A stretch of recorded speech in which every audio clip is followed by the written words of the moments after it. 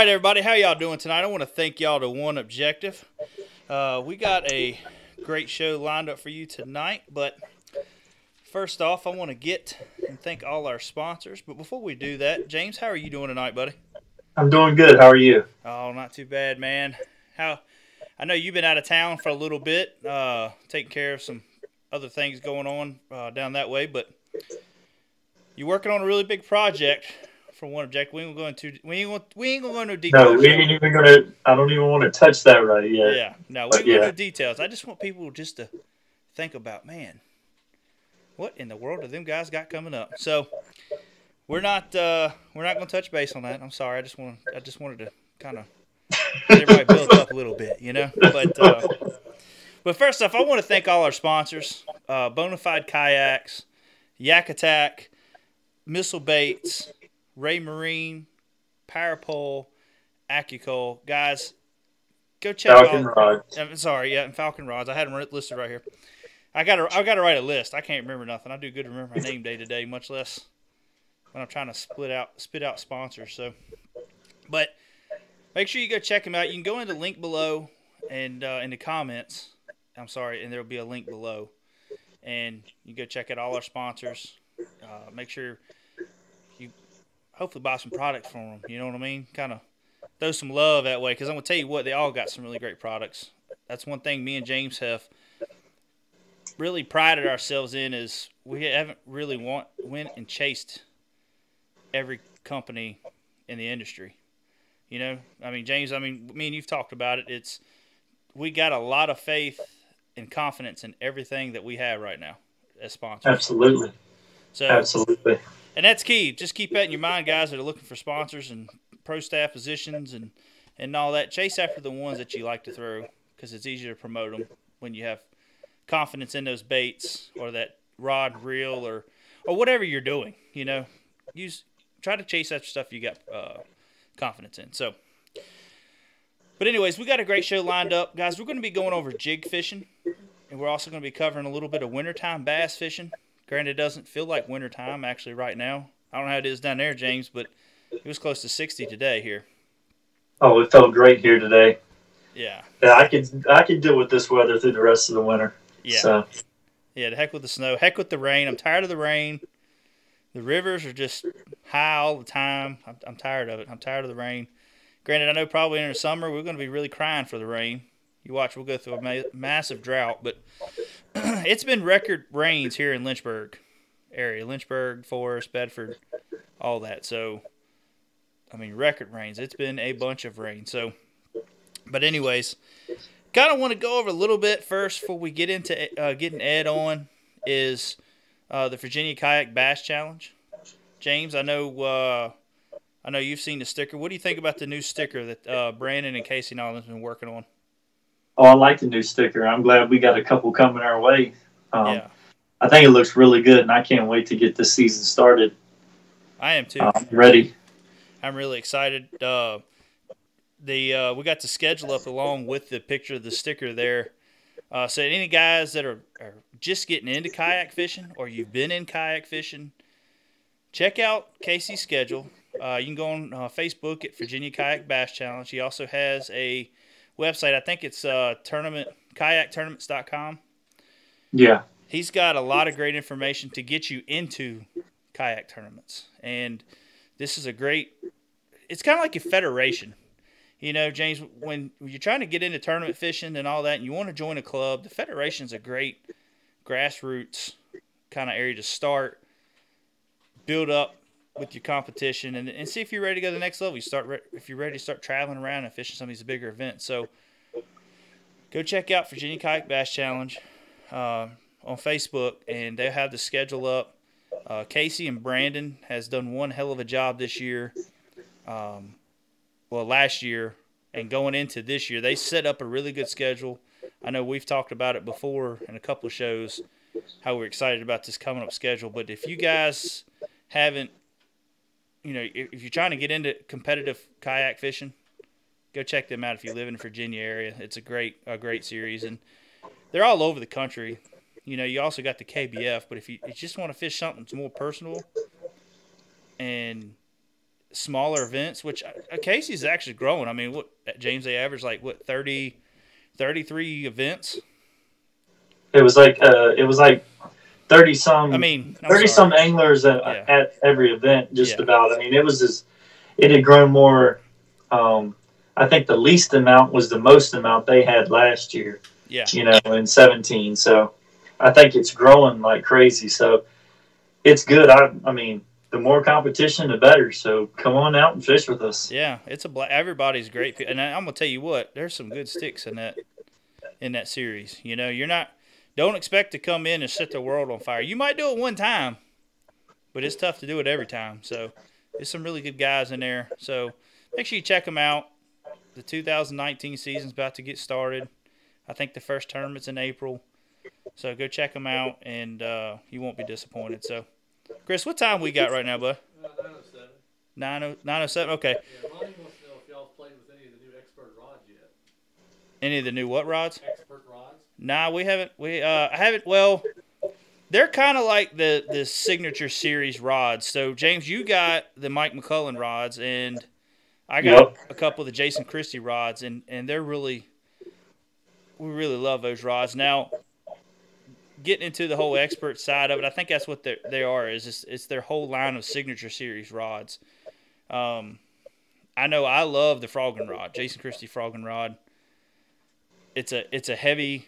It's got a great backbone, but it's got a really great tip for. I mean, you can sling a frog forever. But that's actually what I use for my whopper plopper rod too, for in the river. So, and James, what rod is it you got? The Mike McCullen? Is that it's a jerkbait rod, right? No, it's a swim jig. Oh, the swim jig. That's right. It's a swim The jig. swim jig is what I use for my Texas rig. Yeah. And I think it's just it's a heavy action Cara. It's not a signature series that I use for my jig rod. It's a 7'3". Yeah. And Mike McCullen is a 7'2" that I use, medium heavy. Yeah, that's a good question there, bud. Before we get Ed on, let's talk about our hats. James, I know you got some with you right there too. And also, we got a picture up that Chris can get up there for you guys that we got for sale on our website at OneObjectiveBF.com. We changed the shipping. There for a while, it was when the guy put it up, he put some outrageous shipping cost on it, and I don't know why. But anyways, the shipping is at a reasonable price, and while you're there, if you're a big kayak fisherman, check out our keel protectors as well. They've done really well so far. We've been testing them for what, James? I guess over a year now. Oh yeah. So. Yep, right at a year now, and they've been doing good. I've got the last 4 hats right here. Okay. That we have right now. So make sure you jump on it, guys, because we'll be doing another order soon. But it's going to be maybe a month or so. We might try to get some before we go down to the national championship, right? Oh yeah, I'm sure we will. Yeah, so we'll have. Might even try to get a different color. Who knows? Yeah.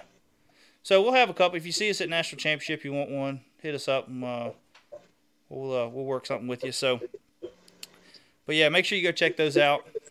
The keel protector's done great. We're actually selling to a company over in. Don't hold me to it right now. I'm having a brain fart. Was it American Outdoors? It's American Outdoors. I'm trying to think of actually where they look at. I think. In Washington State, right? Yeah. Yep. Washington State. So, but let's go ahead before we get too much further ahead, because we told Ed we're going to call him here. So let's go ahead and call Ed and get him going. Chris, let me know once you got him. But yeah, what's that, Chris? Oh, okay. Hello? Hey, Ed, how you doing, buddy? Hey, Josh, how are you? Oh, not too bad, buddy. Thank you for coming on with us tonight. I know we've been talking a little bit the last couple of days and getting things ready, and it's finally good to have you on and actually talking some bass fishing. Absolutely. I appreciate you having me on. Ed, we got James here on the other side. He's also host of the show with me, and he's going to be doing the in-depth segment with you later on after we kind of cover the 2019 elite season and all that. So once we get to that portion, James will be taking over, and he'll be picking your brain on everything about jig fishing tonight. Not a problem.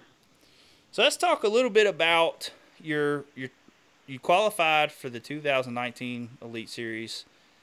What was kind of going through your head when you got the invitation for it? I mean, we know there was a big shakeup in bass, so it's kind of like a lot of people started getting invitations as well, you know. There was a large shakeup with the new Bass Pro Tour and several guys leaving the Bassmaster Elite Series, and I've been fishing the Opens for a number of years now, and I had some near misses qualifying, finishing 6th, 7th, 8th a couple of years between the Southerns and Northern divisions, but I just never quite got over that hump to get in the top 5 that you generally need. This year was a little different. They ended up taking everyone that made the Open Championship, and I did make that. I think I ended up 12th, 13th overall this year.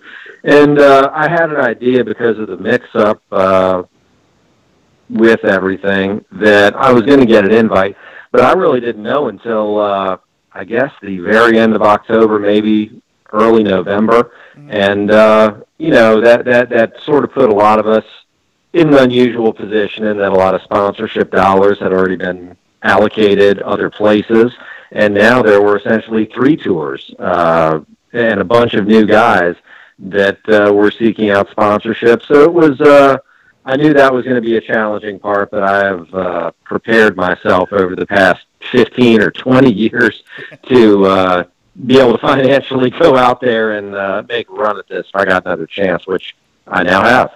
Exactly.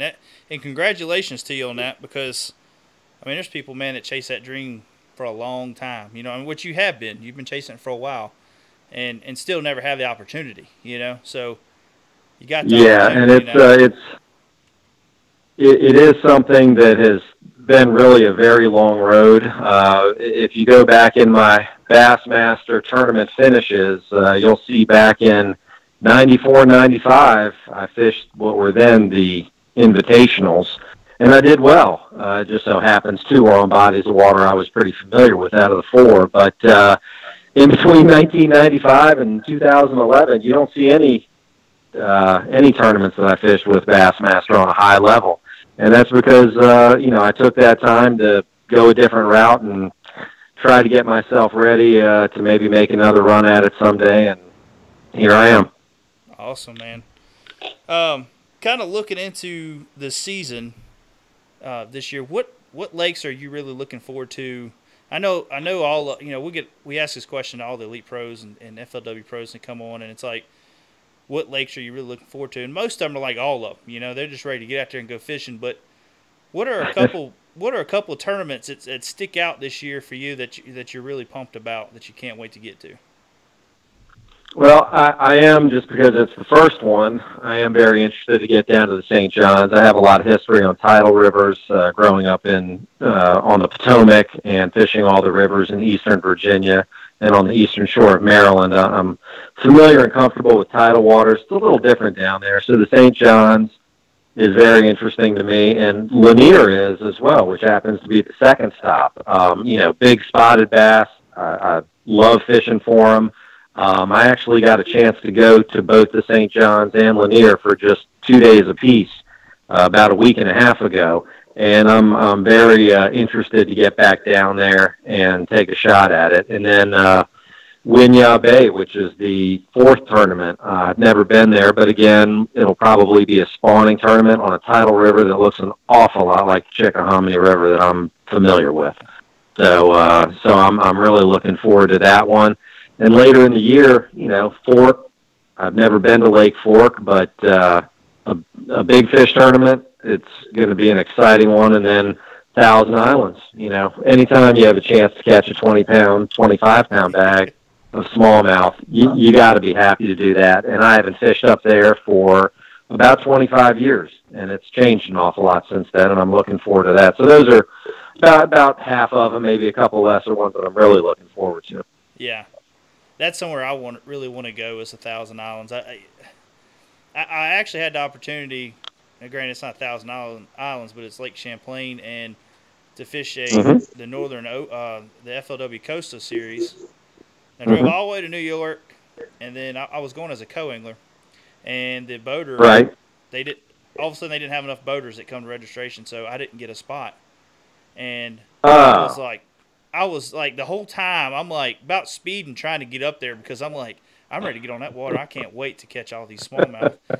And that didn't happen. I was like, you got to be kidding me. But so that's kind of like a goal for us. I know me and James have talked about wanting to get up there and go catch some just hammers of smallmouth. You know, it's just it blows my mind. Well, I'll tell you, those are Great Lakes. Champlain is a terrific body of water. I've fished it several times, done fairly well. Oneida also is another really good lake, but you don't catch the size of the fish that you do at Champlain. But there is not much at this point in time for smallmouth that compares to the Thousand Islands and what I'll say is extreme eastern Lake Ontario smallmouth fishing.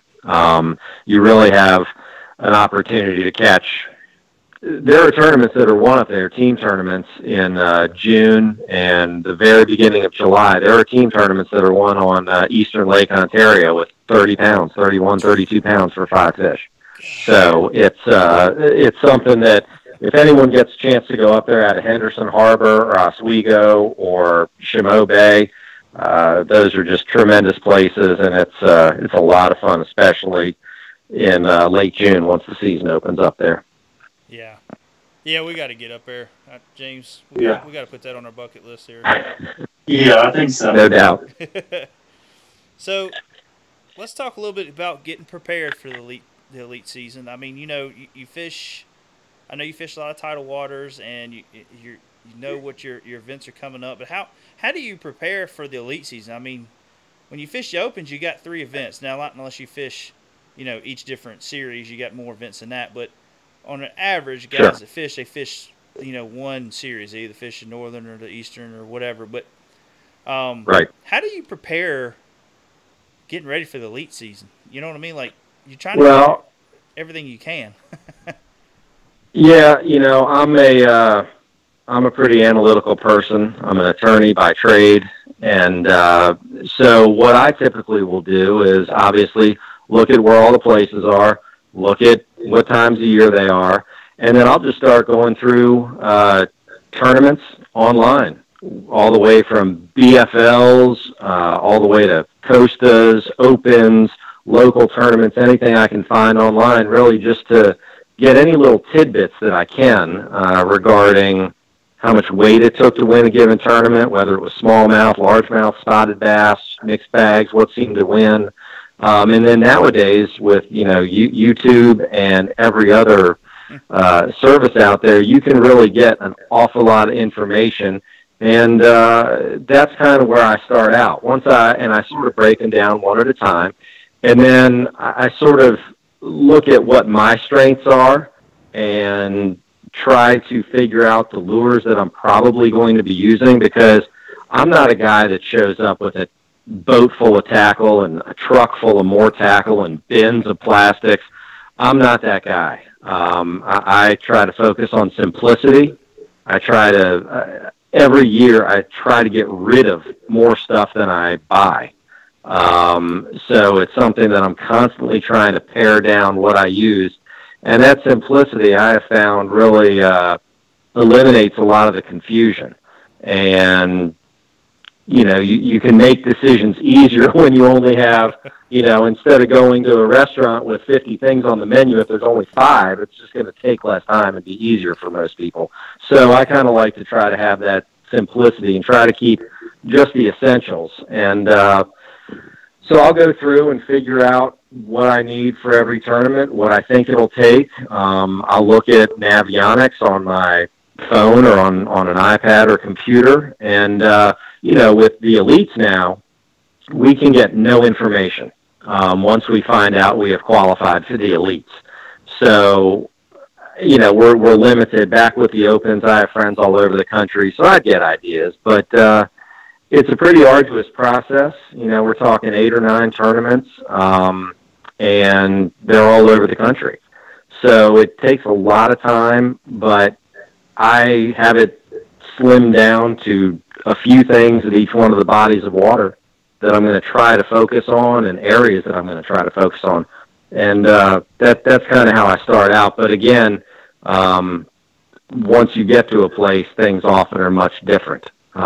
Things change from year to year, especially on Florida lakes, and you never know what conditions might jump up, whether it be record rainfall in North Georgia this year, and the lake's full and a little colored, Lake Lanier has a little stain to it, or who knows what might happen. I mean, Winyah Bay got blown out by hurricanes last year. Yeah. So it could be a totally different river than the Elite Series guys have ever fished before. So, you kind of got to figure things out once you get there, but it doesn't mean that you go down there blind. You got to do your homework, in my opinion. Exactly. And that's what me and James have touched base so many times on just keeping it simple, and throwing what you got confidence in, and all the bodies of water that we fish here just in Virginia area. And I mean, we're going from deep lakes to rivers to shallow water, tidal rivers. Yep. So, but me and James kind of look back, and everything that we've done is almost the same baits we've thrown at every single body of water. So just keep. And I think you touch on something. You touch on something important there. I tend to think that it's rare, and I've seen it a couple of times over my 36 years of tournament fishing, but it's rare they color or a particular lure is going to make a difference. More often, it is your casting, precision, your efficiency, not getting snagged, and the location where you are in the presentation. Those things more often overcome whether something's green pumpkin or green pumpkin with a couple of orange bands in the skirt. Yeah. So I think that if people focus a lot more on basic lures, but really on their presentation, precision, and most of all efficiency, that's something that I think will help almost any angler in anything from offshore fishing to bass fishing. Yeah. Yeah, that's the main thing is your presentation. You're trying to make that bait look as natural as you possibly can in the area that you put it in. And like you say, you're talking about casting. James did a video not too long ago about, in the off season, making sure, just go out in the yard and practice casting. And that's the importance of it is that way you can put that jig or you can put that Texas rig or crankbait wherever you want it, and then worry about getting it out of there. Then once you do that and you figure out how to work those baits out of there, you're going to get a lot more bites because you're going to put it where those big fish live that most people aren't putting that bait. So that's key. Exactly right. And with I throw a good number of crankbaits, and when you're fishing it around hardcover, let's say a dock, if you cast a crankbait to a dock and you're up along the side of it and you cast it and it hits about the level of the piling, by the time you get 3 or 4 turns on the reel handle and the bait gets down to its operating depth of 2 feet or 3 feet, it's 5, 6, 8, 10 feet away from the dock. Yep. You might as well not have even made that cast. You've got to be able to get that cast out the other side of the dock. Yep. Now, easier said than done, but that's something important so that when you come with that crankbait back under that dock, you're hitting the piling on the other side and the one closest to you.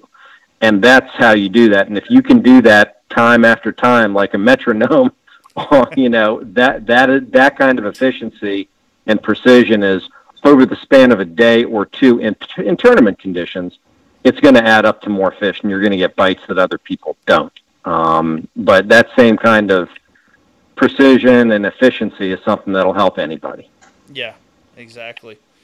Let's kind of get into another little thing that me and you talked about on the phone actually yesterday, and it's kind of getting away from the technique side of fishing, but kind of talking about fishermen's legal rights, let's say.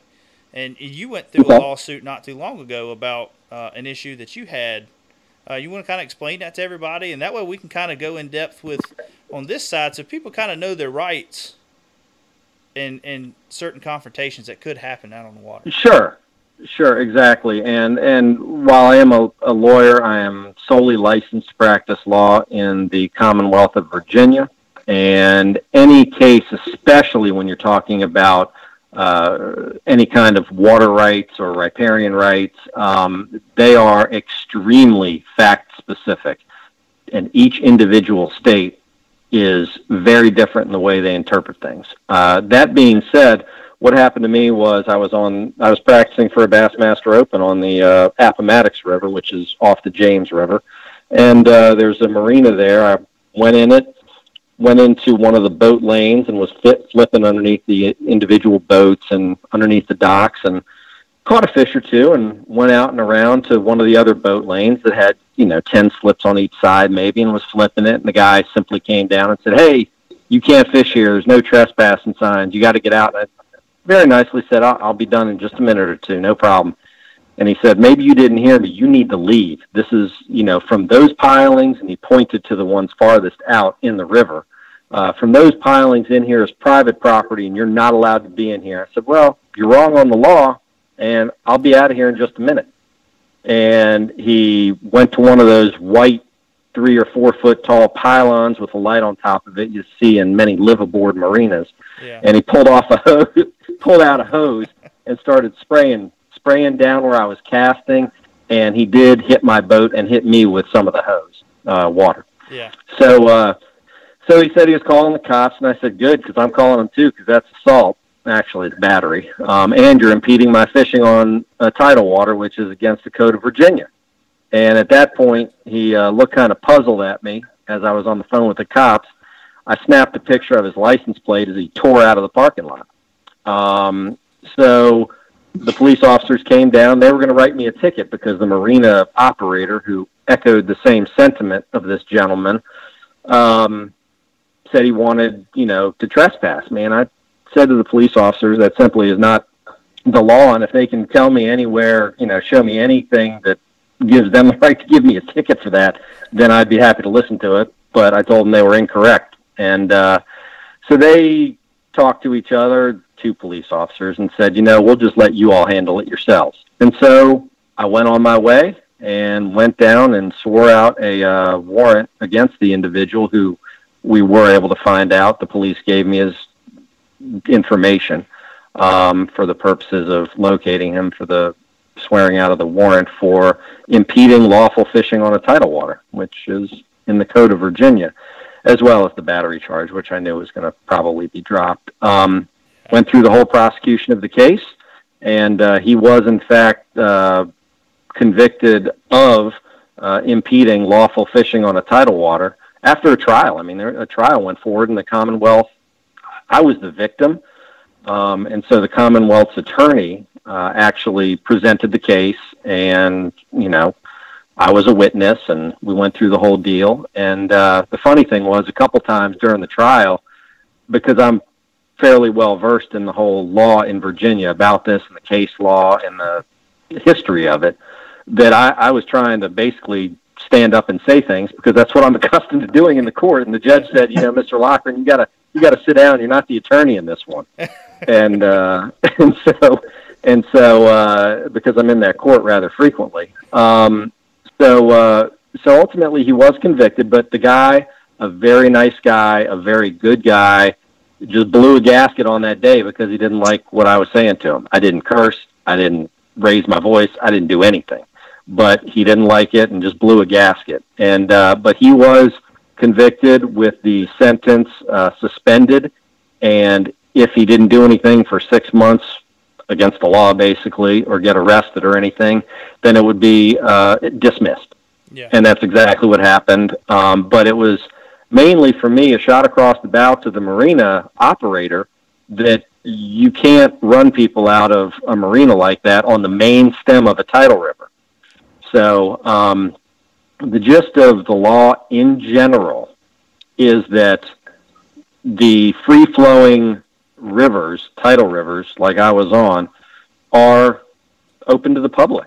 There's something called the public trust doctrine, where the Commonwealth, in our instance, Virginia, or a state, holds the bottomlands underneath the water and the water for the public good, the public trust. And you're supposed to be able to fish, navigate, and do commerce on those bodies of water. Now, if you dig a hole back into the bank, if you own land, and like on the James, if you dig a pit for mining of gravel or sand or phosphate, and then that gets connected to the river. So you took your land, dug a hole, and it filled with water, and it's open to the river. You can exclude people from that. You own the land on top, so even if you dug a 100-foot hole, you own the land on the bottom. So they can exclude you. They may. Now, there are plenty of pits on the James River, like I've just described, where whoever owns it chooses not to exclude people, but they may. And so there are marinas like that on the lower James River, just below the Chickahominy, that there's a marina there, and they say no trespassing, and they mean it. They will have police officers out there if you go between those 2 points and enter into that marina. So that. Yeah. The marina, that was they dredged that for marina purposes. But basically the old natural flow of the river is public. Yeah. Now that doesn't mean that I'm going to get into an argument, a bad one with anybody, because there are people that have been shot at, had guns pulled on them, all kinds of crazy stuff. Mark Menendez, another Elite Series angler, had a run-in with a guy up at Thousand Islands, I believe it was. Yeah. And that guy was prosecuted, and that guy was convicted too.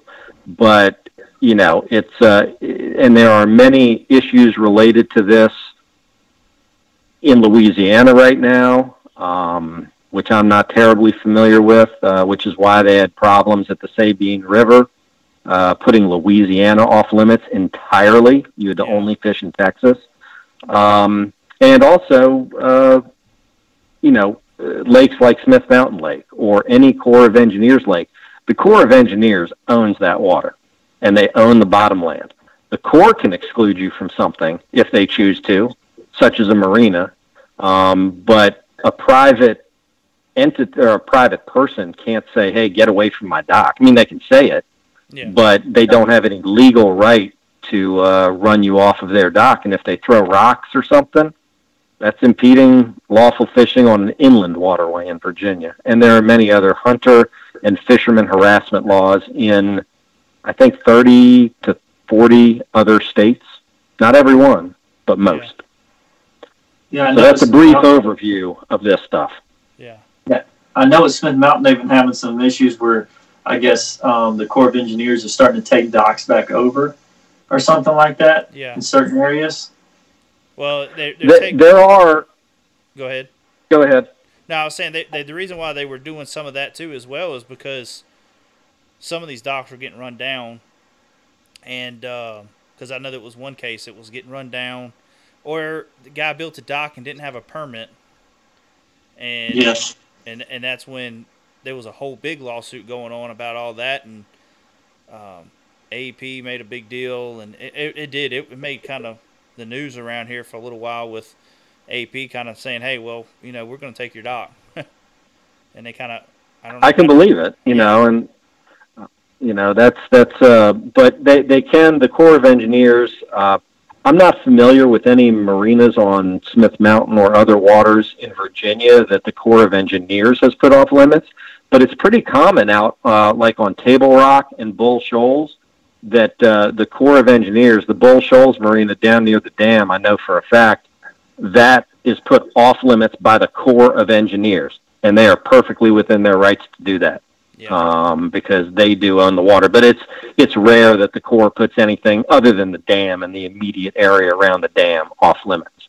So, but everything, I again stress to everybody listening, everything is very fact specific, and in Virginia, there are some very unusual circumstances along with the other original states where there could conceivably be king's grants of property that go back to the 16 and pre-1776 era that can give the landowner rights to the land underneath the water and the water itself.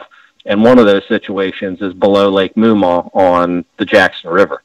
So, there is a private stretch there that you are not allowed to be in. At least that's what the Supreme Court of Virginia said. Wow. Really? Yeah, but that goes back to a King's grant from the 1600s. That's crazy. But yeah, and so Virginia is one of those unusual states. So, but it could conceivably happen in any of the states pre 1776. Now let's get, because we got guys on here that kayak fish, and we got guys that bass boat fish as well, and there has been issues at Smith Mountain. I mean, me and Chris, we fished a while back around a dock, and a woman she's like, we got electrical lines running in here. I'm like, okay, well, I'm not going to, I'm skipping under the dock. But she just kept on, like, saying things just so we'd leave, She didn't want us fishing around her dock, which we did. I wasn't going to get an argument with a woman about her dock. But I've also had people come out and say, hey, man, my kids swim around this dock. I don't want you fishing around it. And I'm like, well, your kids ain't in the water, so you ain't got to worry about me really. Well, if I get hung up, it's deep enough, then ain't nothing to worry about. And the hook's going to be in the side of a pole anyways. But the main thing I'm trying to get at here is now, some people need to understand, though, let's say you're skipping a jig and you hit the side of someone's boat. Now you're damaging people's property. Yeah. Well, potentially. I mean, they do not have a right to exclude you or keep you away from a given private dock unless it's some extremely unusual circumstance. I'm just allowing for that. But in general, no one's allowed to keep you away. But in the event you damage their property, then they have an action against you, for damage to their property. And now, the guy, when I was in the altercation with the marina manager and the other gentleman who was a resident at the marina, they were complaining. I've had other people do it about, well, you guys leave hooks in the lines, and you guys do this, and you guys do that. And I said to the guy, as soon as you see me do that, then you can come and just go down to the magistrate and file something against me. Here are my boat numbers, and just go ahead and file something against me. You may have an action. Until you see me do it, you can't exclude me. Yeah. So, and that's, now, it is good etiquette as far as I'm concerned.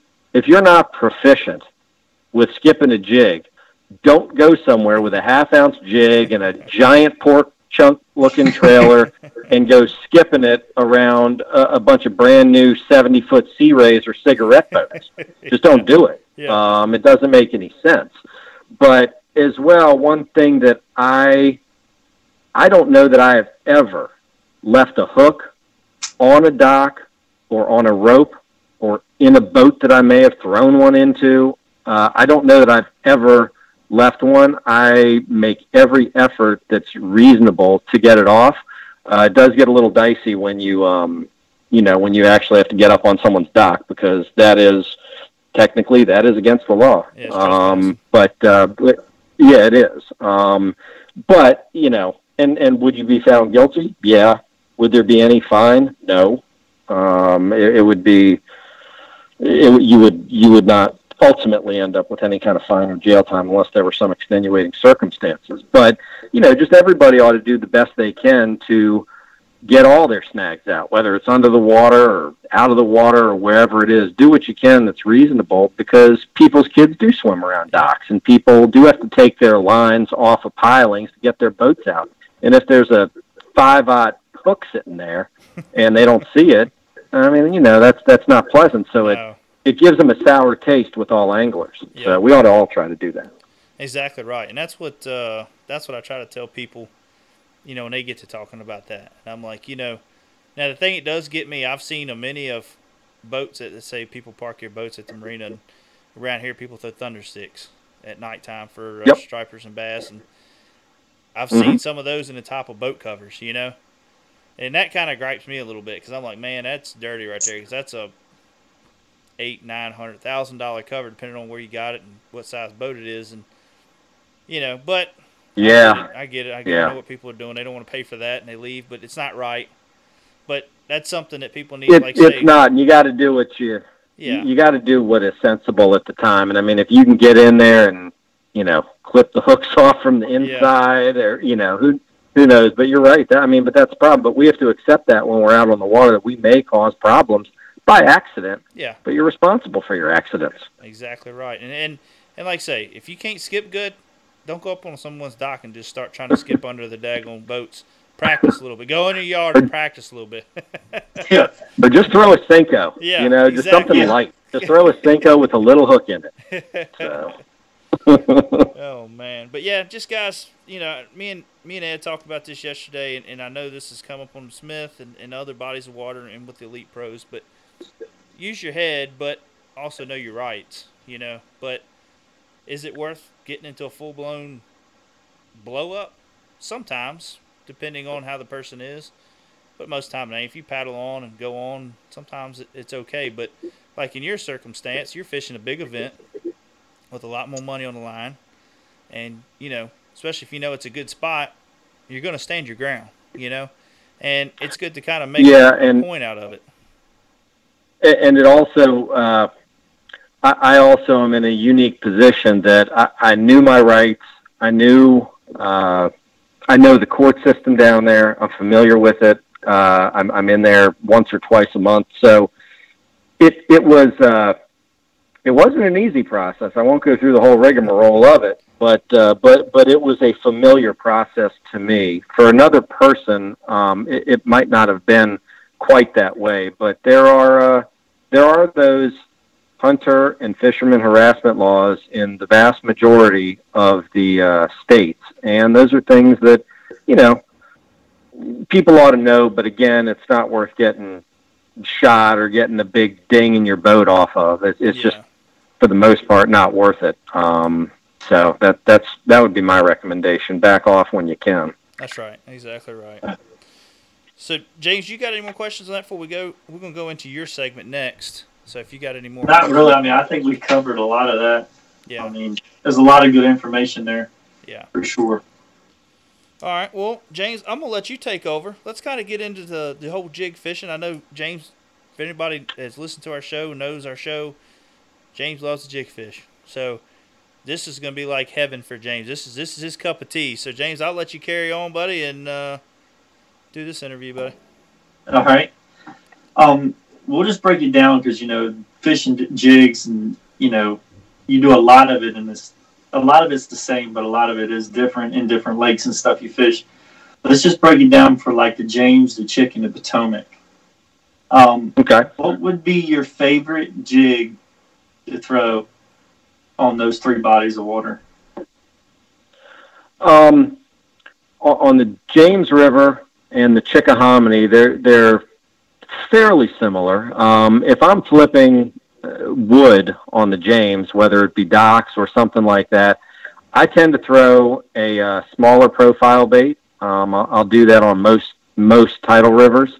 So if you have a smaller profile, like a Missile Baits mini flip or anything of that sort that's a smaller profile, that's sort of what I'm looking at. I typically will throw, as long as the watercolor will allow me, I'll typically throw 50-pound braid. One of the important factors that I've noticed over the years that does help is throwing lighter baits, especially on the James and the Chick. Lighter baits does seem to help. So a lot of times when most people are throwing 3/8 or half-ounce jigs, I'll be throwing a quarter, if not even maybe a little lighter, by shaving some off or clipping some of the lead off.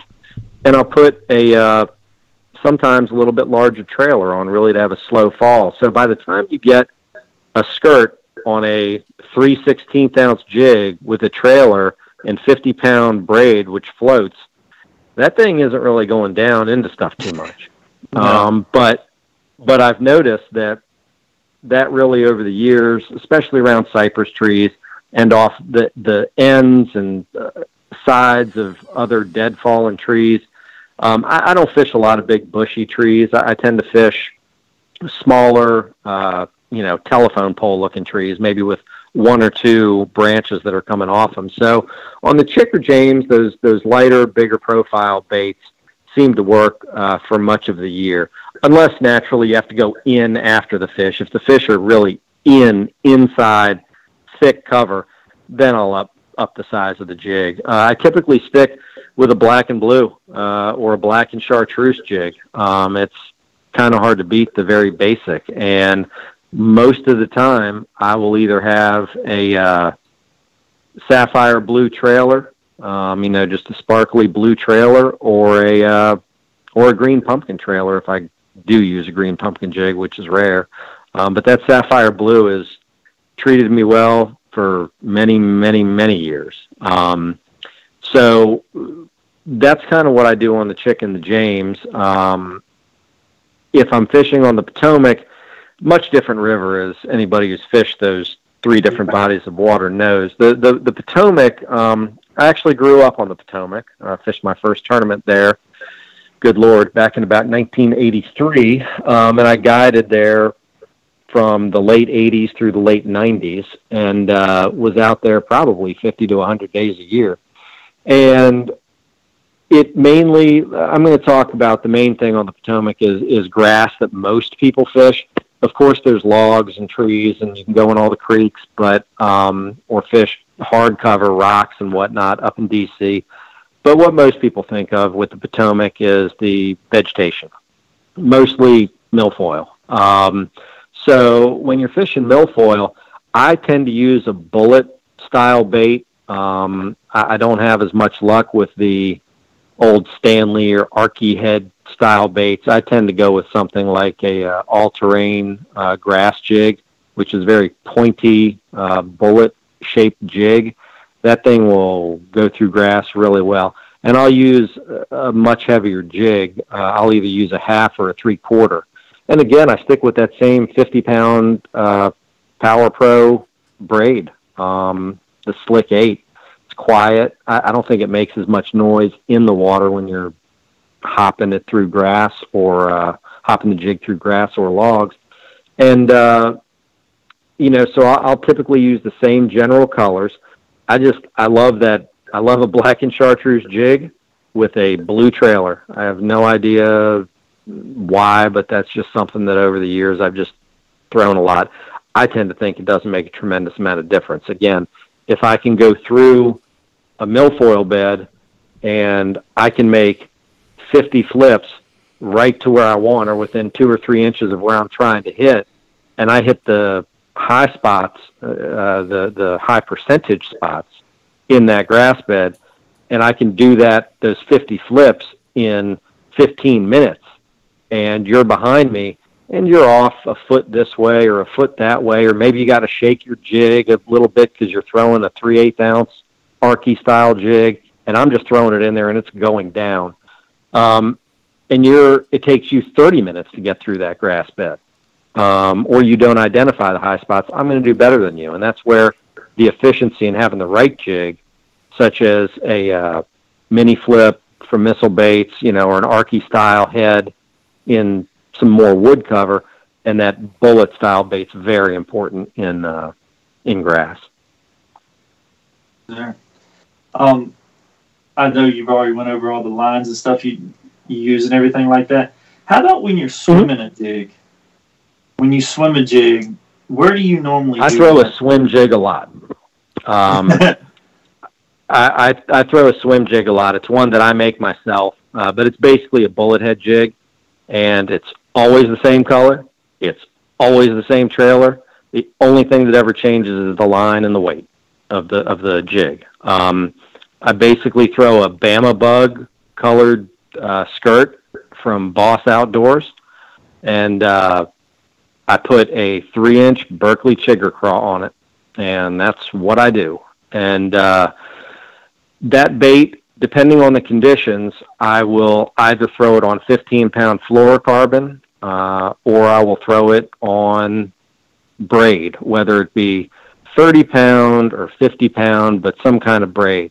And I've done well on that bait from New York to Bugs Island to Florida. Last year, actually, in preparation for the Bassmaster Open on Toho, those fish were getting ready to spawn, so there were a few spawners hanging up around the bulrushes and other vegetation that you have up there shallow, and that swim jig is a really good bait for that situation. When you can't see the fish, but you know they're spawning or they're around, slow rolling a 1/4 or 3/8 ounce swim jig will work real well. In practice on that Sunday, right before the tournament, I caught a 12.44. which was my Holy all-time biggest fish it's all-time biggest fish bass I've ever caught. And my buddy Terry McCamus was with me, and he, luckily, because he was able to grab it. And initially, I literally thought that I had snagged an alligator, a carp, a bowfin, something, because it was not acting like any other bass I'd ever had. And I saw it swim by the boat, and I was just horsing it because I assumed, it didn't even enter my mind it was a bass. And so I was horsing it, just cranking it in. And it comes by the boat, strip and drag, and I see it, and it was unbelievable. And, so a swim jig in any kind of vegetation, 5 feet or less, is terrific. I've also done very well on Bugs Island in the upper half of the lake or in the backs of pockets in the fall, swimming it around docks, floating docks. So Smith Mountain, I haven't done it, but I'm sure it would work.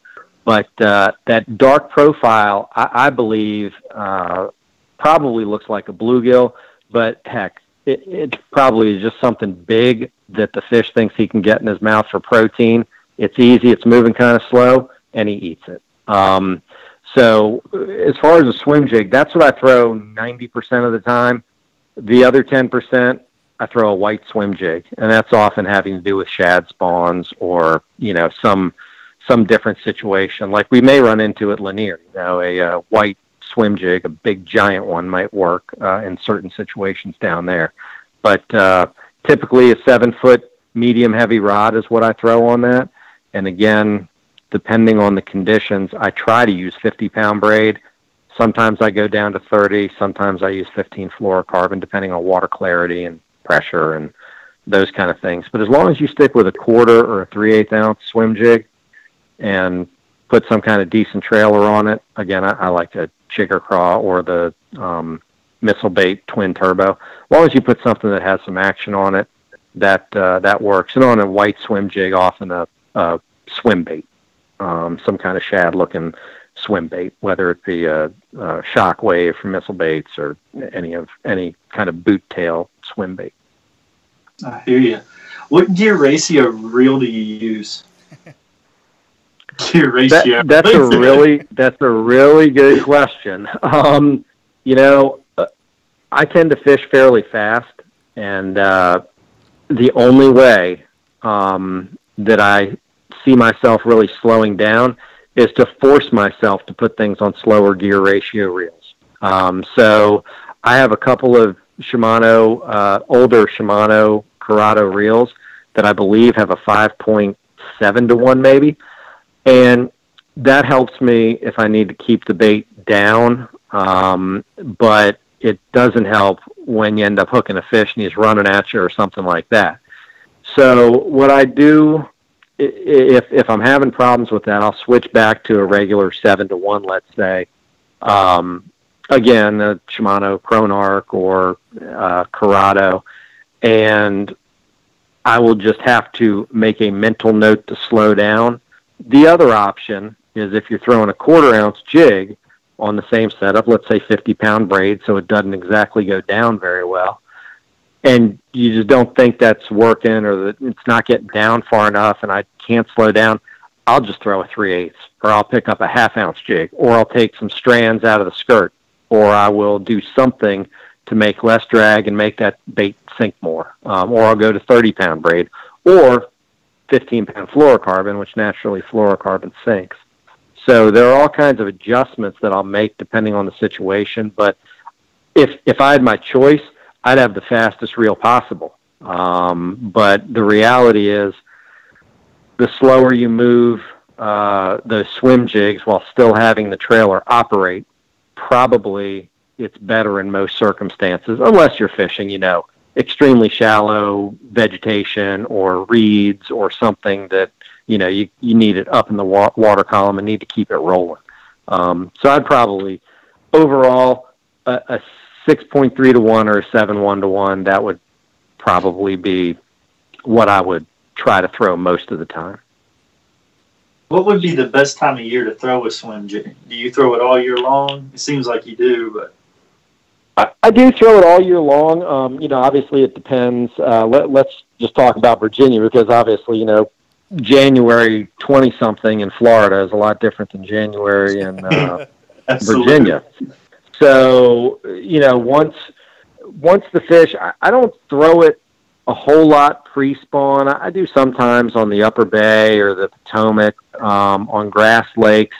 It's not much different than a chatterbait. It's more subtle, which in high pressure situations where you have a lot of tournaments on a place or there's just, a lot of boats around, pleasure fishermen, a swim jig seems to me to produce a little better than a chatterbait, and they've seen a lot of chatterbaits by now, no matter what lake you go to. So I would say anytime from, around the spawn through the summer. The summertime, it's mainly a shallow bait, so you're going to have to be fishing. It's probably not the best bait to throw in Virginia a lot. Maybe you can swim it around some cypress trees or around some creek mouths in the Chick or James. But then the fall is a time when it really picks up. Now, these are just the conventional dark-colored swim jigs that I'm talking about. So in the fall, again, you look for that murkier water anywhere with 2-foot visibility, maybe a little less, and you throw it around any kind of cover that you can find. The different thing is the shad spawn. Now, that takes place anywhere, depending on where you are, from February through June or July even. If you get around a shad spawn or there's a lot of shad hanging around, if you're going to throw a swim jig, then that white one's the one you want to throw. And but very often, I will favor a spinnerbait over a swim jig in a shad spawn type situation. But that's just a personal choice. So, yeah. On your retrieve, when you're reeling it back in, do you just do a steady retrieve, or you kind of, every now and then you stop and pausing it for a second and keep doing it? What kind of retrieve do you do? Generally, it's a steady retrieve. I really don't mix it up a lot. Every once in a while, I'll pop it, or a lot of the time, if you're fishing aquatic vegetation, you're going to be popping it and jerking it just to get it free of whatever vegetation it's run into. So you're just naturally in the normal course of fishing going to do that. But with regard to any kind of varying, I really don't. I generally just keep it slow and steady.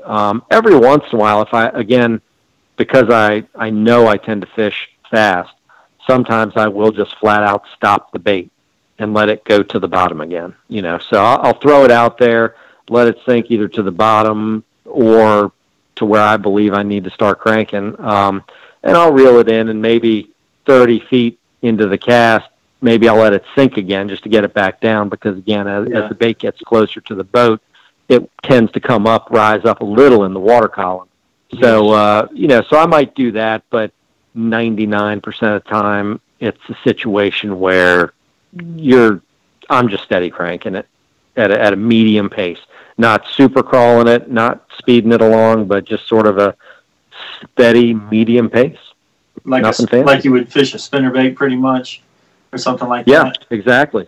Yeah. And it's just a normal steady retrieve, and that seems to be the best. Focus on your casting, when you're in a grass bed, try to pick a lane or a line that you're going to cast along where you can hit 3 or 4 good little clumps, or bring it through 3 or 4 little holes that are there that you think a bass might be waiting to ambush something. With wood, if you're fishing a swim jig around wood, which can be difficult because the jig I use tends to roll over, and I put a light weed guard in it. But if you're doing that, just try to bang into as many limbs as you can on the way in. You might have to use a different jig that has a stiffer weed guard or something, but you always want that bullet head so that it'll ride through things a little better. I hear you. Josh, did you have anything else that you wanted to add about jig fishing? No, I think he covered it pretty good there. Chris, do we got any questions from anybody, or everybody's been kind of quiet? They just listening, taking it all in, taking notes.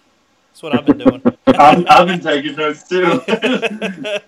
I do have one other cold water bait that is appropriate for this time of year in much of the country, especially if you're in rocky kind of areas, and it's something that I throw quite a bit, and it's so simple. It's and it's not fancy, and I think I did send a picture of it to you all. Is just a small finesse type football head with a baby D-bomb on it. Yeah, we had that. Did I put that one up there, Chris? Yeah. Yeah. There we go.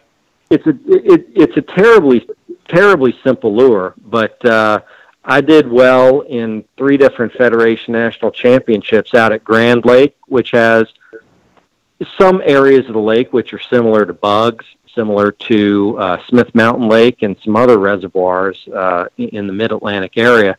And that just a regular old 3/8 ounce football head, no skirt, no nothing, with just a baby D-bomb, some green pumpkin variant, whether it be green pumpkin purple, green pumpkin red, something like that.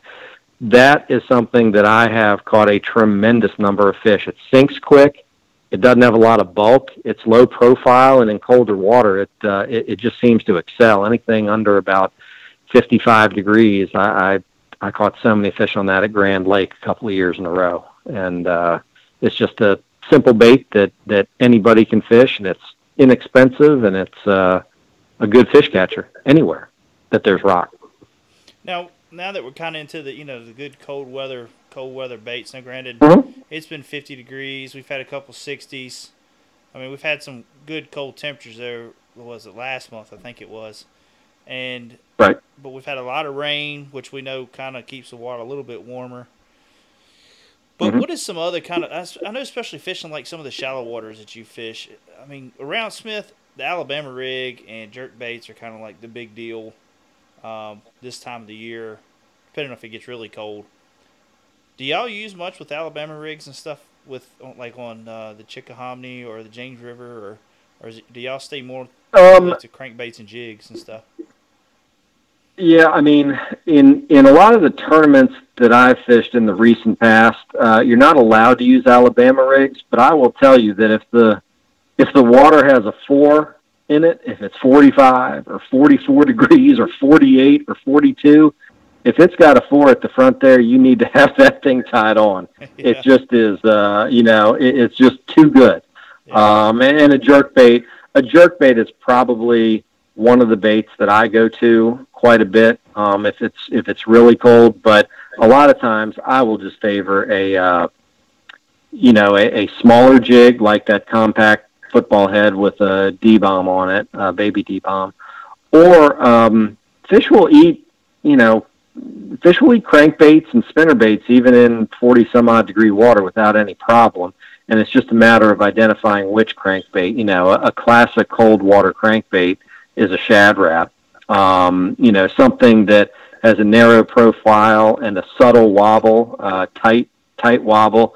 A wiggle wart, very different than a shad wrap, but that also, with its wide wobble, just traditionally has been a good cold water bait in rocky situations. But I tend to gravitate towards those narrow profile shad looking baits, whether it be a Spro Little John MD or Craig Powers CP3, which is a balsa bait similar to a shad wrap, or just a regular old shad wrap. Classic baits pretty much have to throw a shad wrap or CP's baits on spinning rods. Yeah. But you can, that's the nice thing about that Spro Little John MD is you can get away with casting gear, just 8, 10, 12 pound test, depending on how deep you want the bait to go. And that's it's a really good fish catcher throughout any lake that you're going to have any kind of mix of rock and shad, and it's something that will produce. Yeah, a shad wrap's hard to beat. I love a shad wrap, and you got to be careful around Smith because you'll catch a little bit of everything, stripers and all that. But it's that's right. It's a heck of a bait, man. And it just kind of loads up on it. They don't really hammer it, especially when it gets in the 40s. It just gets heavy, And I That's right. love a Shad Rap, and I'll throw a Shad Rap most of the year, but wintertime, like I say, Shad Rap and the Spur Little John, that's something me and James have been throwing for the last several years. John and them did a really good job designing that crankbait to be able to be as small as it is and cast as well as it does. Yep, no doubt. I actually used the Little John MD at the last Open this year at Douglas, and that's one of the nice features of that bait. It's small and compact, but because of its narrow profile and its weight, it just casts like a bullet. Yeah. And because of it, you can easily, on 10 or 12 pound tests, you can easily get it down to 7 feet, which is, something that a bait of that size, realistically, you're lucky on most baits of that size to get it down to 5 feet. Mm-hmm. And so that bait, because of the distance you can cast it, will tend to go a little deeper, and especially when you want to throw those kind of baits, it tends to be pretty windy and pretty nasty. So it really is nice to have a bait like that as opposed to a Shad Rap when you launch it out there and the wind catches it and shoots it off to the right 50 feet. Yeah. You know how that happens. It happens to all of us. Yeah. So. Well, that's James. You got anything else? I'm gonna go over one more little thing about an article Bassmasters did with John Cruz, and before we let him go. But did you have anything else you wanted to add, James? What color Shad Raps do you use in the cold water? I typically just use the regular shad color, not the black and silver or the crawdad or anything, but traditionally just the shad color in number 7. I mean, that's just old school, regular old Rapala, and I tend to throw it on.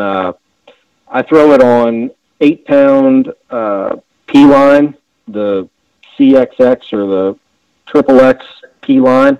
That's what I tend to throw it on. But I also, if I'm in a little murkier water, I will generally throw either that Little John or Craig Power CP3 in a spring craw, which is just your traditional brown back, chartreuse size with some black stripes on it, and then an orange bottom to it. It's brighter.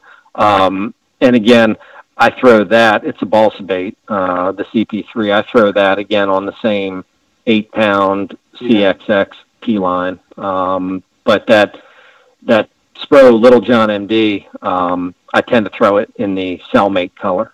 That's generally what I throw, imitating a shad. So, but if I'm going for something a little brighter, I tend to go to that Craig Powers bait. I'm just going to tell everybody right now that cellmate color is not that great. So don't even go out there and buy it. Don't even try it. I'm just kidding. I love that color. That's like my favorite color. Yeah, it's a good one. Yeah, it's a good one. It's one of the few that I use. Again, I try to keep things really simple. And if you're looking for a shad color, thin profile bait that dives, anywhere from, depending on your line size, 4 to 8 feet of water, it's probably about the best bait out there in that category. And so, I have that, and I have that. When I throw that, it's generally a shad color, and so I've got a bunch of them in that cellmate color. I really don't see a need for another one in that particular bait. Yeah, that's a good bait. Chris, did you say we have a question? Yeah, Cameron wanted to know if he had any clear water bait recommendations other than Nico or drop shots. So he wants any jigs. Any jig? Yeah, any jigs and any clear water bait recommendations other than Nico or drop shots. Did you got any other clear water recommendations besides a Nico rig and a drop shot?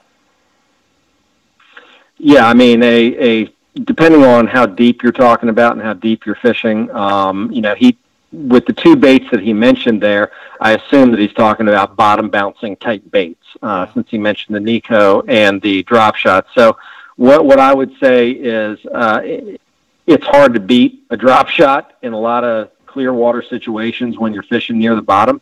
But I also would throw that little football jig with that baby D-bomb.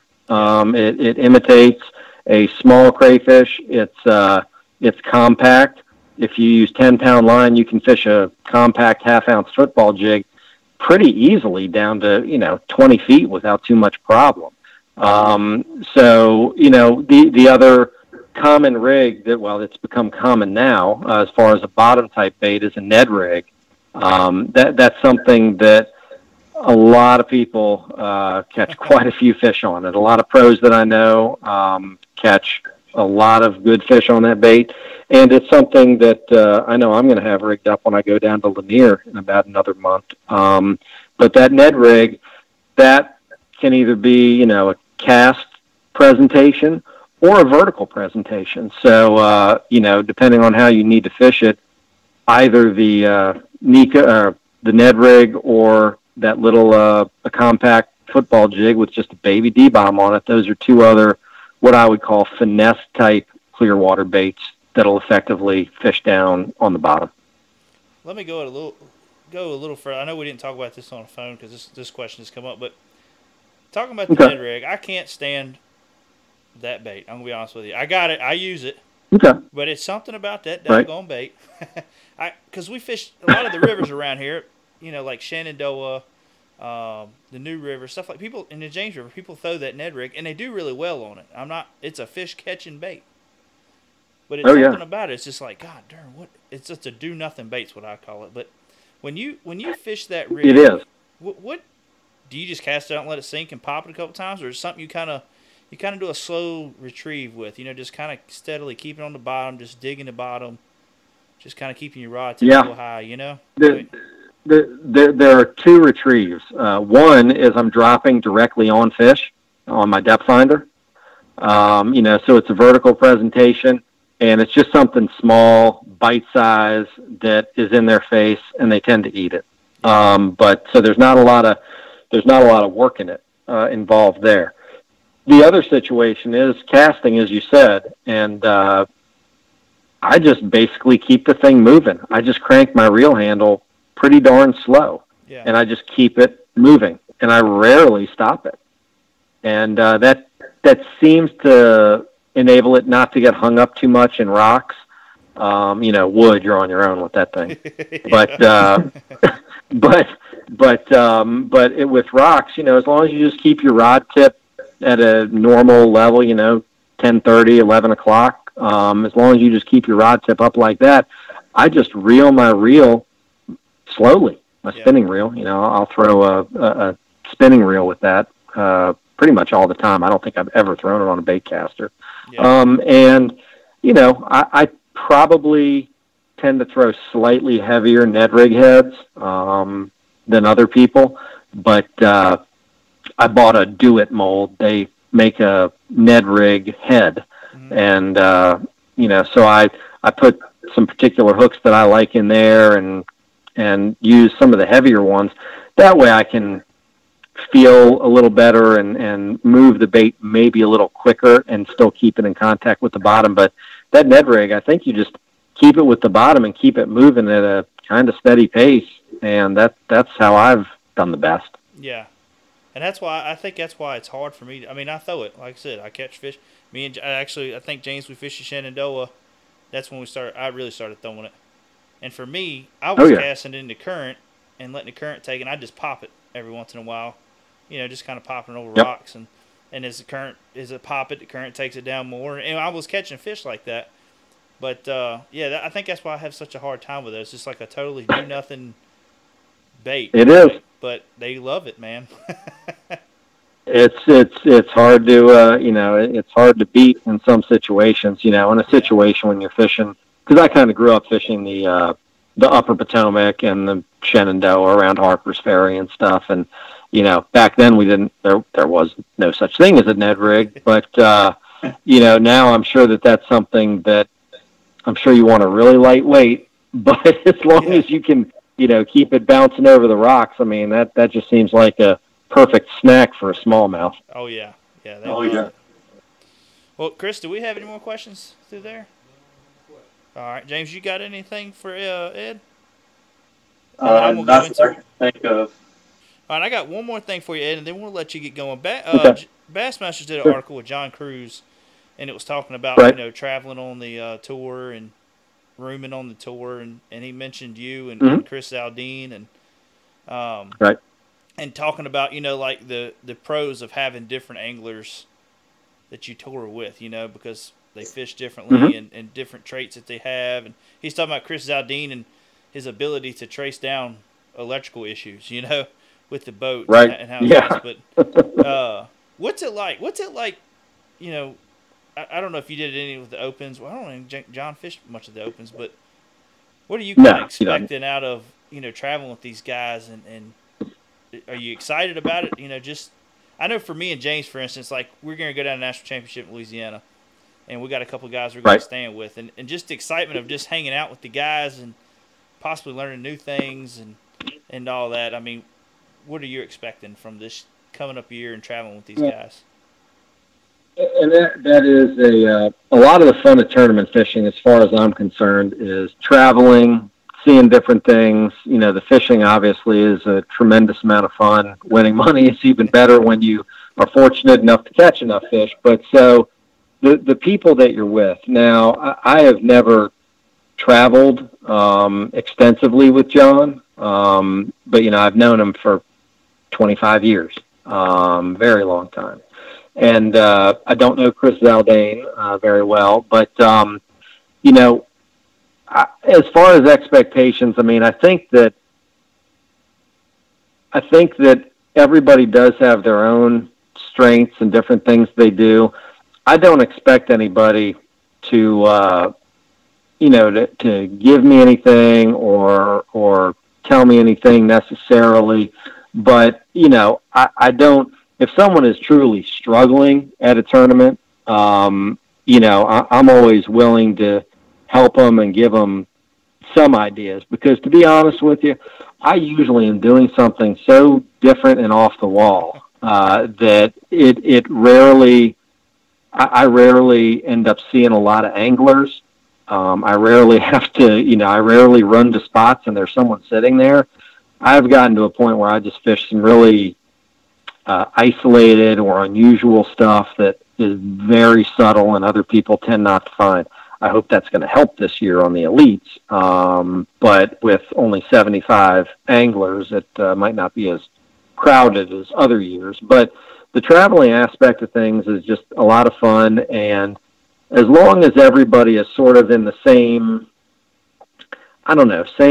mindset, then you're in good shape. The people I've traveled with over the past 4 or 5 years, which have been just some incredible anglers from North Carolina and Virginia and all over the place. No one's staying up until 3:00 at night doing crazy stuff or anything like that. Everybody is pretty, everybody's pretty businesslike about it. But it's nice when you go out to dinner and you're just having fun, and that kind of stuff is really what I value about a lot of this, because you only go around once, so you might as well have some fun, and it makes it a lot easier if you're with some people that are interesting and pleasant and sort of in the same station as life as you, or maybe just generally think like you do. But as far as sharing information and stuff, I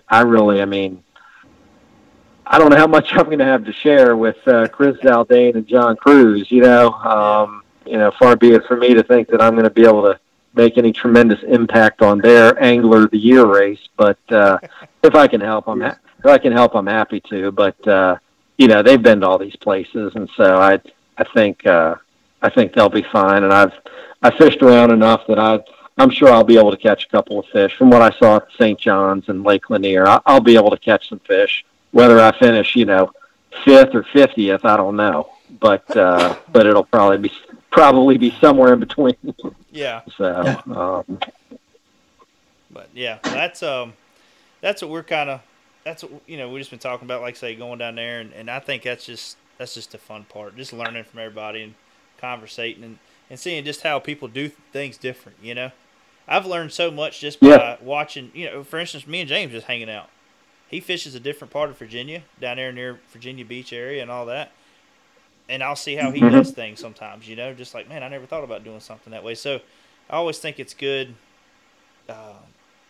just to talk with new people and hang out with new people when it comes to the fishing side, because you learn so much. And that's why I always think, people, I've actually had a couple of kayak anglers and other anglers talk about going as a co-angler in some of these events. Do you think it's worth it? Then I say yes. I think it is. Yeah, I mean, I do think it's worth it. I mean, if your goal is to, learn some new things, the Bassmaster Opens, now look, they're expensive. They take several days, if not a week, out of your life. But there are some tremendous anglers in the Bassmaster Open Series. So going as a co-angler in one of those, you have a very good chance of drawing someone who's very good. The Marshall program with the Bassmaster Elite Series, you get to, I'm not exactly sure what the fee is. I believe there is a fee, but going along, you're going to be with a good fisherman. I mean, anyone who has made it to the Elite Series is a good fisherman. Yeah. It just, they're experienced, and the odds of them just being a one-hit wonder and lucky are pretty minimal. Yeah. So you're going to learn there.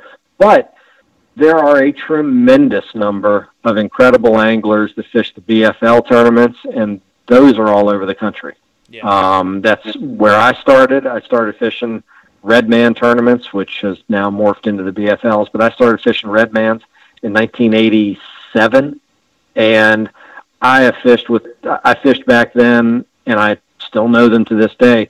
So many good anglers, and those are just weekend, one-day events, and you're going to learn something. Yep. And it's a way to get out, and the only way to learn is really just time on the water. There, unfortunately, is no substitute for time on the water. Yeah. That's how you learn, and if you can have other people that are around you, I was very fortunate to have extremely good anglers that I grew up around, and they showed me a lot. And it may not have been a technique, or it may not have been a particular color or something, but sometimes it was a way to fish tournaments. Sometimes it was the dedication, and sometimes it was just being a hardcore dude. Yeah. And fighting through a bad weather day or not feeling good when you're fishing a tournament. But you can learn something from almost everybody. I know I learned plenty from my co-anglers over the years on the Opens and every other tournament I fished. Yeah. So, anytime you can get on the water, you do have the opportunity to learn something if you go out there and keep your mind open and keep your eyes and ears open. You can usually figure something out that might help you. It might have to do with casting. It might have to do with lure. It might have to do with a situation of how a particular point sets up, but you can learn something. Yeah. And that's just, for instance, me and James, when we go to the Classic, we at least try to get one day to do a ride-along with the pro, and we've been fortunate. Oh, yeah. The last day of the Bassmasters Classic, riding out with a pro. It ain't going to be the top 12, I can tell you that. But right, you're going to be with guys that made it to the last day that were on something or figuring out something. And I was able to fish with Ott Defoe when he caught a big 9-pounder down at Conroe. Wow. Fished with Mark Daniels rode with Mark Daniels, and was able to watch him those swim baits and Nico rigs to catch spotted bass. So, and then James had the He's a machine. Bobby, yeah. So, and we've brought that stuff back and used it here, and just the amount of stuff that you can. Because when you do the Marshall program, you're not fishing, so you're watching everything they do.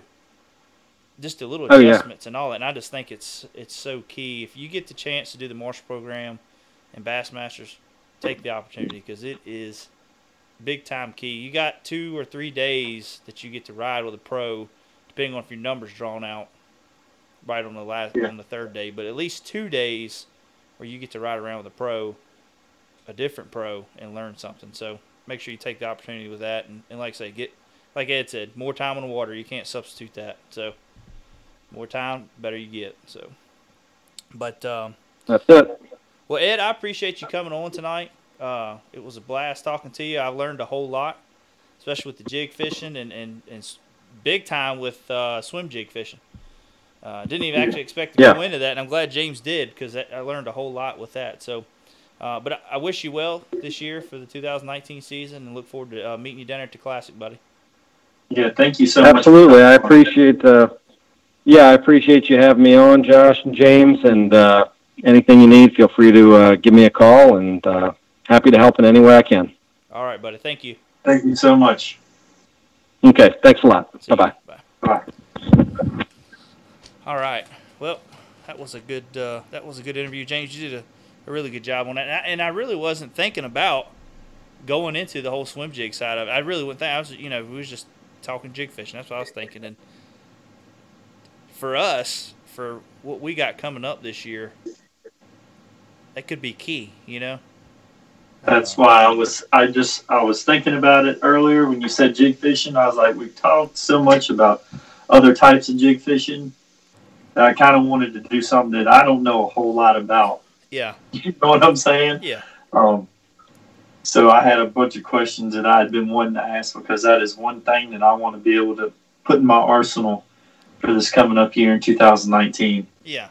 And, I love throwing a chatterbait, especially down like on Bugs Island, when the water's just coming up in the bushes or it's starting to recede, or the fish, like I said, the fish are about to pull up to spawn or they're pulling out. I love throwing a chatterbait. I don't do so well at Smith, but it could be just the areas that I fish with that. But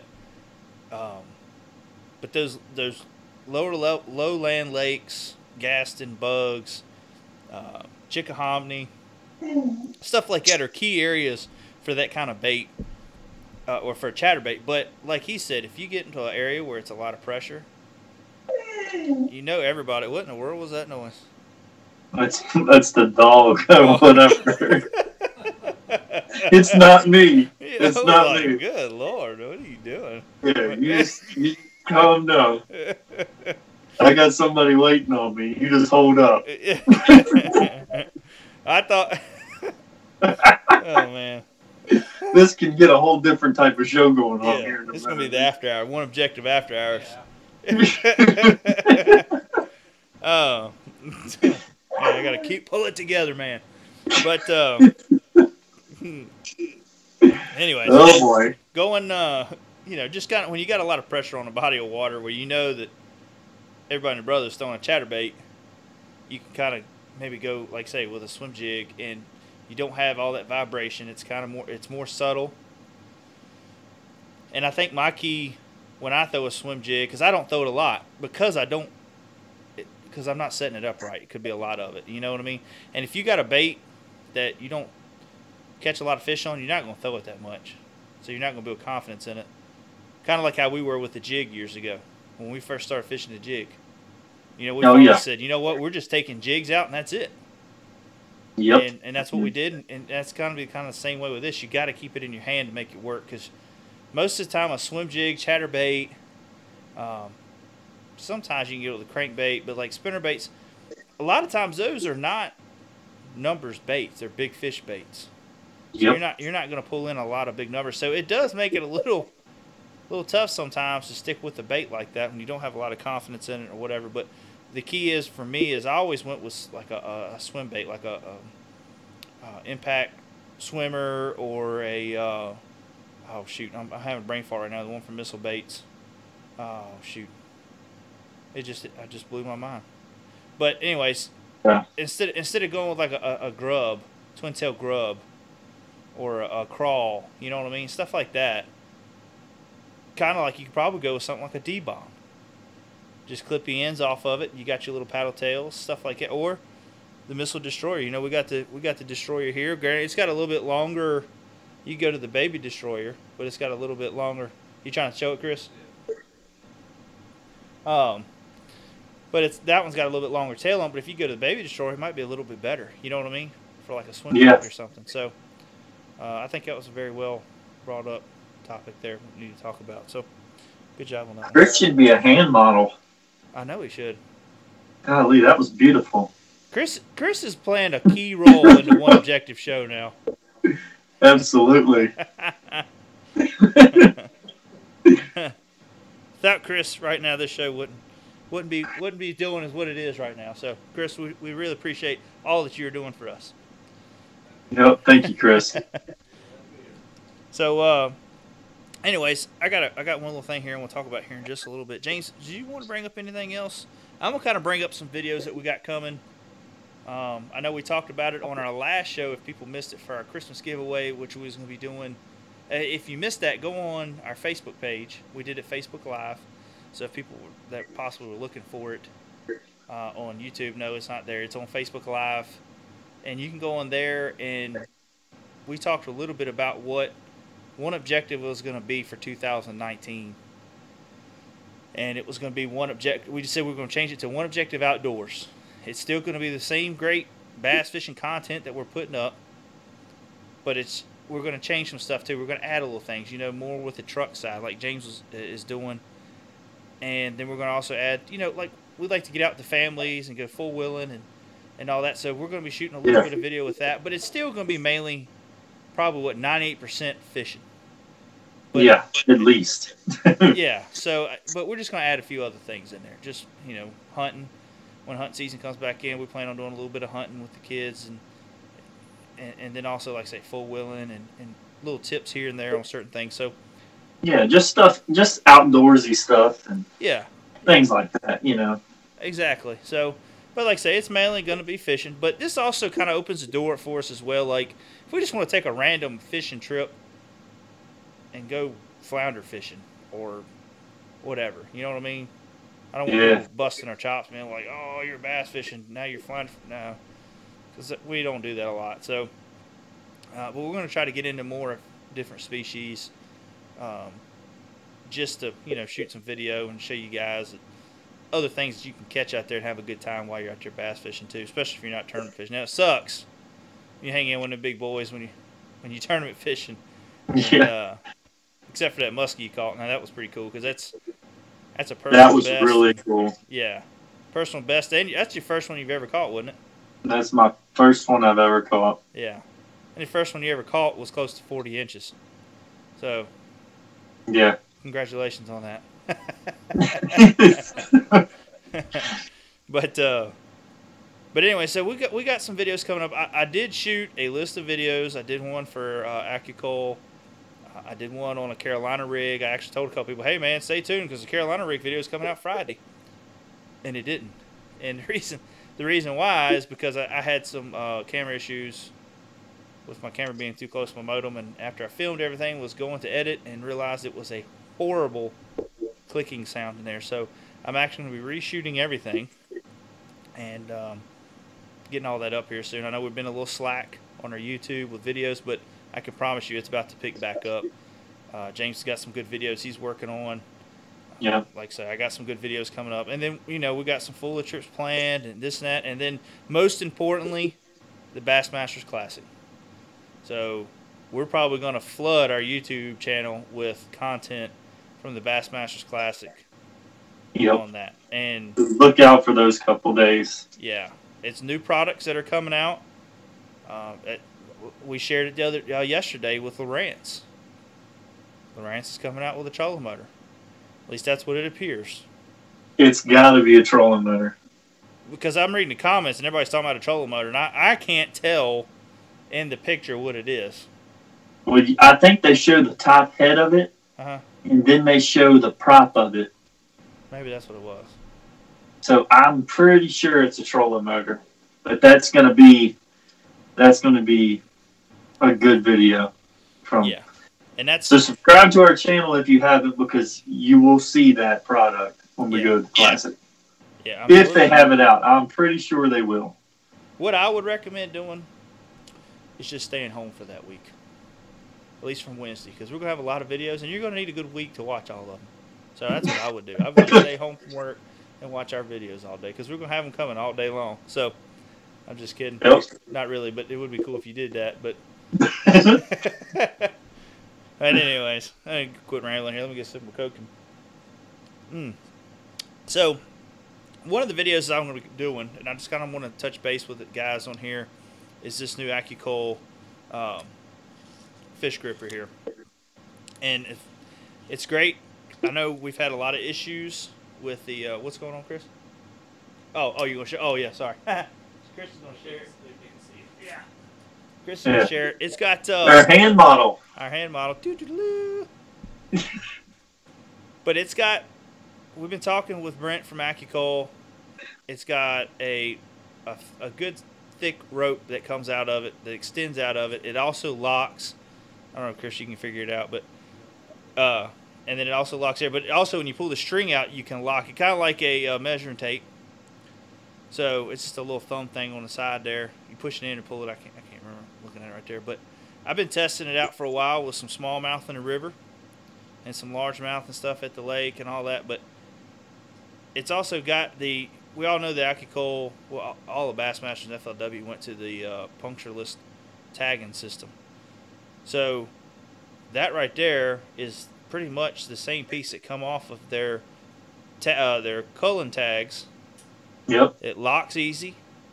And the thing about it, because James lost a nice fish, and we've had some close calls, is with the fish grips. Don't get me wrong. If you're in a bind, you got a toothy critter, you want to grab that thing, it's fine. If you want to put it on your fish and just hold it by the boat, it's great. But don't release that dude, tie it to your boat, and then sit over on the side. I haven't had too many problems yet, but I've had some close calls. James has lost a fish. This kid's I've lost a 23-incher. Yeah, and all that fish did was 23-incher and a 17-incher off of those things. Yeah, and all the fish did was jump, hit the side of the boat, and it knocked it open just like that. Yep. So when it comes to tournament fishing, or if you just want to get that awesome picture to show your buddies that you really did catch a big 20-inch fish, because, they ain't going to believe you if you ain't got a picture. I wouldn't anyways, but that right there will help you confirm it. So you don't want to lose no fish is what I'm saying. Making a joke out of it is in tournament fishing, or if you're just taking pictures or whatever, you want to be able to keep that fish on the side of your boat, because you don't want to keep them out the water, because then you got a chance at killing them, especially when it gets really hot. And this keeps them in the water. It's especially like if you're going to put a fish on the measuring board for a tournament, it's always good to catch that fish, put them on the side of your boat in the water, and let them chill for a little while. Because if you bring that fish right in the boat and then try to throw him on the board real quick while he's still hot and mad, I guarantee you're going to lose a lot more fish than you are going to get pictures of them, So. Oh, absolutely. So just keep an eye. We're going to have this video coming out soon. We're going to have a Carolina. I'm going to be doing an in-depth Carolina rigging video on some baits I like to use, rods set up, line set up. James, you got a couple videos coming out for your truck that you've been working on? Yeah, I have a couple more coming out for just organization too. Yeah. The last one he did, the spinnerbait one, make sure you check it out. I'll put, after this show's done, I'll put some links into this for your spinnerbait. That's a really good idea, especially if you're trying to save space in your boat or your kayak, but you want to bring as much you can with spinnerbaits and buzzbaits and trailers and all that. Make sure you check that video. It's a really good video. So, James, do you have anything else to add? Not that I can think of. You can go to our website. We have 4 hats left. Yeah. They're going quick. So make sure you go in there and get you a nice OneObjective hat so you can look cool, even if you're not catching fish. That's the main important thing. Yeah, you got to be looking good though. Yeah. If you ain't catching fish, you at least want to come in and weigh in and look good, not like a dummy. I'm just saying. Because I've done it a lot. I'm just saying. So you want to have a nice hat on and a nice OneObjective shirt and all that. So we'll have some hopefully some apparel coming up soon with some hats. Some shirts and stuff like that. Maybe this spring. Stay tuned for that. But other than that, guys, I don't have nothing else to really cover on that. We'll be getting our next show. Our next show will be this coming up Sunday. Next Sunday. We plan on doing all our shows on Sundays now. Just because of there's so many other great shows out there with the Kayak, Bass Nation. You got Mike Iaconelli's show. There's a few other podcast shows that are starting to change your times around from Tuesdays and Wednesdays and Mondays, and then with me and James's work schedule, it feels like Sunday works out a lot better for us, and we can have Chris here because it works out for Chris's schedule. So because I'm gonna be honest with you, for what all Chris is doing and me trying to just get here and talk, and it's hard to keep up with all that stuff and talk and stay focused on what the guest is saying. And well, I really don't pay no mind on what James is saying, but what the guest is saying. I know that. But anyways, guys, y'all have a great night. Please go check out all our sponsors. They're in the link below, and give them a shout out. Tell them you heard about them from OneObjective. And other than that, guys, y'all have a great show. Please subscribe, follow us on Facebook and Instagram. Talk to you later. James, you have a good night. Thank y'all for tuning in. Night. Bye.